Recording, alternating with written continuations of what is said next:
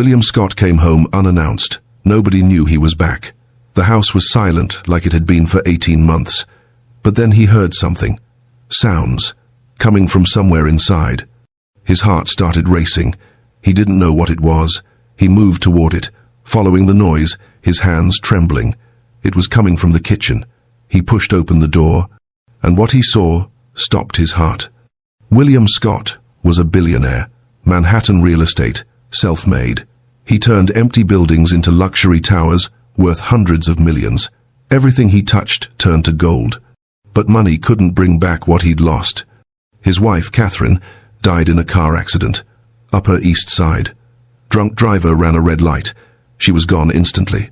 William was in Dubai closing a $200 million deal when he got the call. At her funeral, something broke inside his 3 daughters. Mary, Edith and Michelle, 4 years old, identical triplets, honey blonde curls, green eyes. They stopped talking, all 3. At the same time, Mary used to recite nursery rhymes. Edith asked why about everything. Michelle sang made-up songs in the bathtub. Now, nothing. Silence. 18 months of complete silence. No words, no laughter, no crying out loud. Just 3 little girls holding each other's hands, staring at nothing, like ghosts. William spent millions trying to fix it. Child psychologists from the best hospitals, specialists from London, therapy after therapy. He took them to Disneyland, to the beach, to Montana. He bought them puppies, built them a treehouse. Nothing worked. The girls stayed locked inside themselves, silent, together, like they'd made a pact with grief. So William did what broken men do. He ran. He buried himself in work. 16-hour days, business trips every other week, Singapore, London, Dubai. Because sitting in that house felt like suffocating. His estate in Westchester had 12 bedrooms, an infinity pool, a tennis court, a home theater, but it was the loneliest place on earth.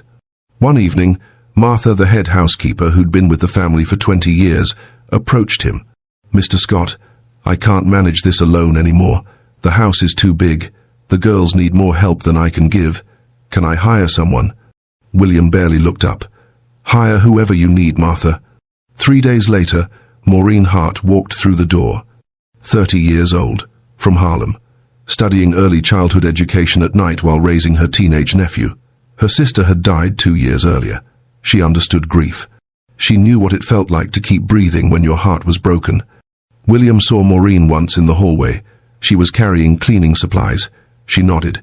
He didn't even look at her. But his daughters noticed. Maureen didn't try to fix them. She didn't force them to talk or smile.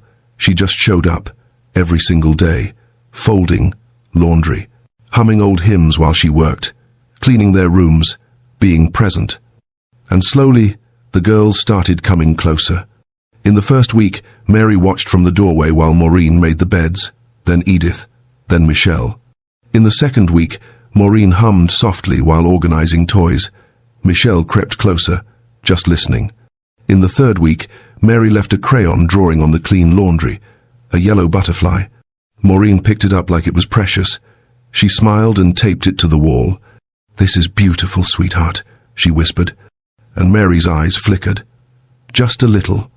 Week after week, something was happening. Something quiet, something sacred, something William never saw because he was never home. The girls started whispering to Maureen, then talking in sentences, then laughing while she folded towels. By 6 weeks, they were singing again. Maureen didn't announce it. She just loved them, gently, patiently, like watering a garden and trusting God to bring the growth. William had no idea his daughters were coming back to life. He was in Singapore closing a massive deal, exhausted, stressed. He wasn't supposed to come home for 3 more days, but something inside him said, go. He didn't call ahead. He just booked a flight and left. When he walked through the front door, the house was quiet. Like always, he expected nothing different. But then he heard something. Sounds. His chest tightened. He stood frozen in the entryway, listening. It couldn't be. The house had been silent for 18 months. But the sounds were real. Laughter. Children's laughter. William's hands started shaking. His heart pounded. He didn't understand. He moved toward the sound, down the hallway, faster, his breath caught in his throat. It was coming from the kitchen. He reached the door. His hand trembled as he pushed it open, and what he saw inside stopped his entire world. But before we continue, hit that subscribe button, click like, and tell me where in the world you're watching from. Because this story will remind you that miracles can happen in the most unexpected moments, and that love can bring back what we thought was lost forever. Now let me tell you what William saw in that kitchen. Sunlight poured through the kitchen windows, bright, warm, the kind of light that makes everything feel alive. Michelle was sitting on Maureen's shoulders, her little hands tangled in the woman's hair, giggling uncontrollably. Mary and Edith sat barefoot on the counter by the sink, legs swinging, faces glowing. They were actually singing, "You Are My Sunshine." Their voices filled the room like music William had forgotten existed. Maureen was folding small bright dresses, humming along with them, smiling like this was the most natural thing in the world. The girls were wearing matching magenta outfits. Their hair was brushed, their cheeks were flushed with joy. They looked alive. William stood frozen in the doorway. His briefcase had fallen from his hand somewhere behind him. He couldn't move, couldn't breathe. His daughters, talking, laughing, singing. For 3 seconds, something broke open inside him. Relief so powerful it felt like his chest might cave in. Gratitude, joy. A feeling he hadn't felt since Catherine died, like maybe, just maybe, God hadn't forgotten them. Then Michelle shouted, "Louder, Miss Maureen, sing louder." And something shifted.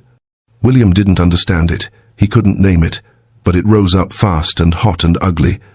Jealousy, shame, rage. This woman, this stranger, had done what he couldn't.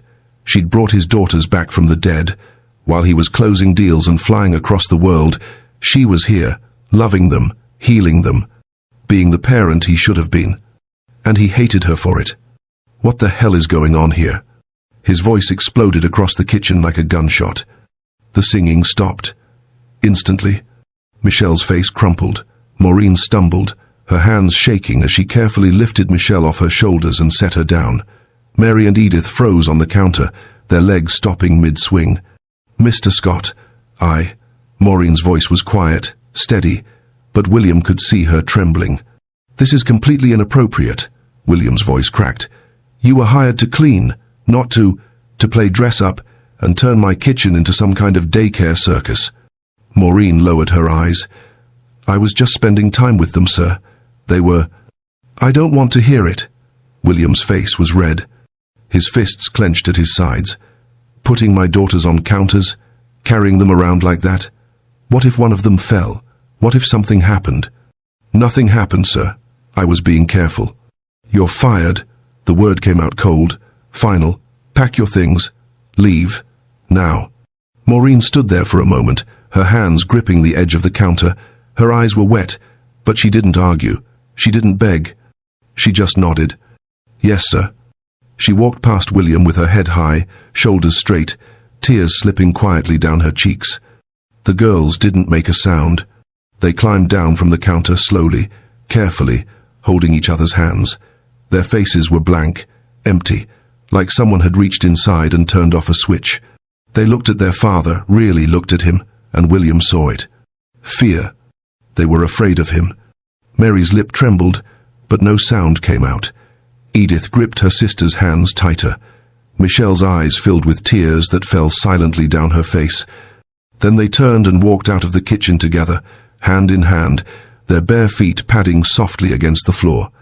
The room fell silent. William stood there alone. The bright dresses Maureen had been folding were still on the counter. The sunlight that had felt so warm moments ago now felt harsh, accusing. His legs felt weak. He grabbed the edge of the counter to steady himself. "What did I just do?" His voice was barely a whisper. The house was silent again, the way it had been for 18 months. Cold, dead, empty. William sank into a chair, his head falling into his hands. And for the first time since Catherine's funeral, he felt the full weight of what he'd become. Not a father, a destroyer. That night, William sat alone in his study. The room was dark except for the lamp on his desk, A glass of scotch sat untouched in his hand. He stared at the photo on the shelf. Catherine, laughing, holding the girls when they were babies. All three of